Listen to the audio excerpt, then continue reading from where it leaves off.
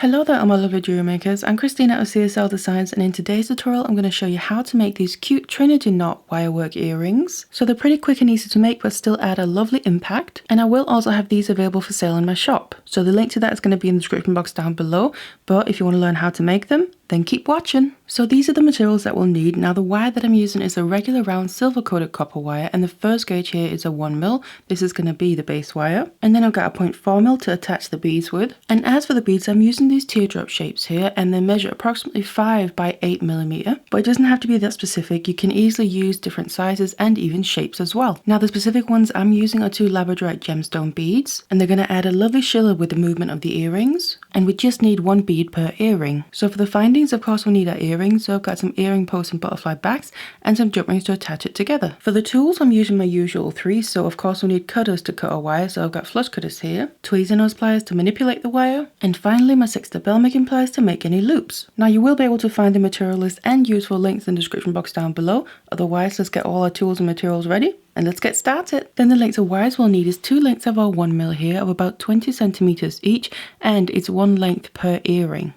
As for the 0.4mm, I'm using 2 lengths just of about 10 centimeters each. We don't need a lot because they're just going to be used to attach the beads with. So I'm going to grab 1 length of wire here, and we need to start making the shape. So first of all, I want to add a curve into the midpoint. So just use your finger, kind of warm up the wire, add a curve, and then just gradually bring it closer and closer. Now obviously you also need to decide how large you want them to be. So that's how tight you want the curve or how open you want the curve. Now I have already made my first one, so what I recommend that you do is you make the first one how you want it, and then you use that to reference as you're making the second one, just to make sure they get as symmetrical as possible, because obviously if you want a nice, somewhat symmetrical pair of earrings. So it's almost there. Just tighten up the curve just a little bit more, and then we basically need to put in our bends. And then to make our points, I'm going to grab my tweezer nose pliers here, and I'm just going to start on one side, just grab onto the wire there, and again I'm going to use the one that I already made as a reference to see where I need to place the pliers. So just put the one you made on top of the wire that you've curved, and then I can see where I need to place my pliers. So I'm going to grab onto the wire there, remove the first one I made, and then bend this length towards the other side, and I'm going to bend it over the top of the other wire. And then as I'm getting closer to the curve there, I don't want to keep having it straight. I want to then also start to add a curve into that length. So just, I like to do that by grabbing further out the wire and then just kind of pulling it, and that will add a nice natural curve to it. I also like to just go on each side of the bend here and just tighten it up, makes it a little bit sharper. And then we just need to adjust this until it fits nicely, if you've already obviously made the first piece. So I want to make sure that this length follows the equivalent one on the other one, and I can see that I actually pulled it too far, but that's not a problem. You just kind of open it back up then, and then also just get this curve to match up with the other one. And like I said, you can keep referencing back to it, so just whenever you need to. It's a lot closer now. So I just want to make it until they line up nicely. And then when that's more or less in place, you can see them match up pretty nicely. Now obviously it doesn't have to be perfect either. Then I need to make the next point down here. So I'm just going to bring in the one I already made again, lay that on top so I can see where I need to place my pliers to get it as symmetrical as possible. So just bring the pliers through the point on that first one, and then we can remove that and then bend this wire also towards the opposite side. And this time I'm also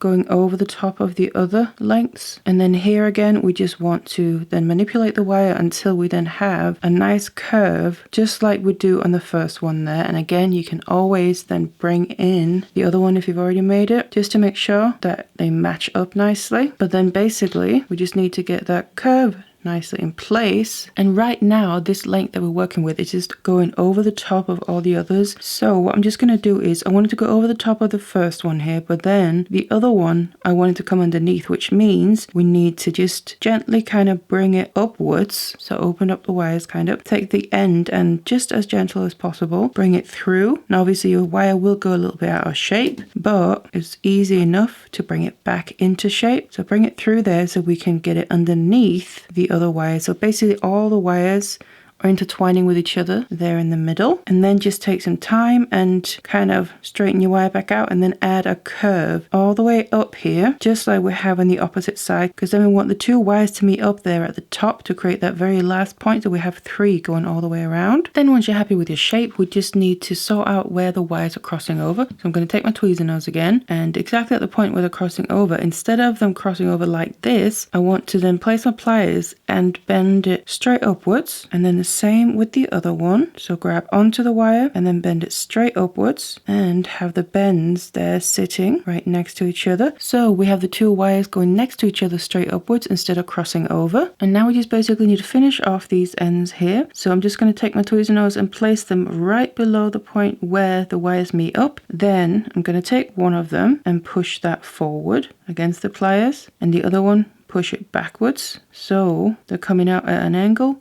but in opposite directions. Then I grab my 6-step bell making pliers and place just on one wire at a time. I'm just using the smallest step there, and then I'm going to bring it all the way back around the pliers and create a full circle like that. And then the same with the other one. So flip your pliers around and then just bring that same step through the circle we already made, but grabbing onto the other wire, and then bring that all the way around the pliers as well and create a full circle with that. And then that ensures that these 2 circles are sitting literally right next to each other like that. And then I just want to finish off the wire. So I'm going to cut the wire basically where it meets up with itself and starts to overlap itself.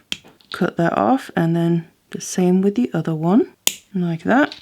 And then just take tweezer nose again and close up these circles, because right now they're open as if it was an open jump ring. So just close them up, and then we have kind of a little bail here that we can then attach other jump rings to. And then we have kind of a little bail there of the 2 loops right next to each other where we can then attach our earring findings. So then we need to attach our bead. So I'm grabbing my short length of 0.4 mil, and first of all I just want to attach this to my shape. Now the bead will be in the middle on the bottom side, so I'm just going to attach it on one side of that. Doesn't matter what side you start on, by just wrapping it around a few times and making sure the wraps are sitting nice and tight close to each other, not overlapping. And you can always use your pliers to help push the wraps closer together. Now don't worry about where you're attaching it on the wire, because as you can see it can move up and down. So I've just done about 4 to 5 wraps. Then on the longer length I have left, I want to grab my bead, add the bead onto it and let it drop all the way down. And then you can see how it's going to sit, hang right down there in the middle, and there's also going to be some movement to it. Then I want to bring the wire to the opposite side and basically just wrap around a few times on this side here. So just bring it through,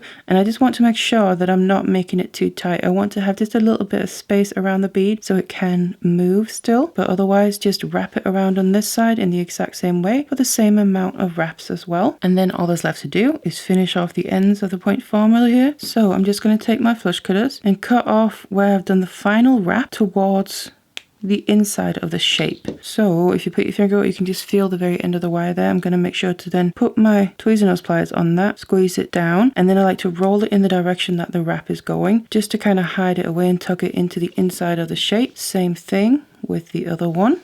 Cut off the excess and then just make sure to tuck that end out of the way. And then we have our full shape with the bead in place. So all there's left to do now is attach our earring findings. So we just use the loops that we made at the top, put the jump ring through, and then you can attach your earring finding or another jump ring depending how it is, and close the jump ring up again. And then you can already see that we have a nice dangle and lovely movement to the piece, which is really going to make the schiller in the stone here catch nicely with the light. And then you just need to finish off the other one in the same way, and you have your cute little pair of earrings. And they're also pretty quick and simple to make, but still give a lovely impact. Now you can find these along with many other pieces of jewelry and kits and tutorials as well in my shop. I'm going to leave a link to that in the description box down below. And now you can also sign up for my newsletter so you don't miss any future updates. Otherwise, I really hope you enjoyed this one. Thank you so much for watching it, and I'll see you in the next one.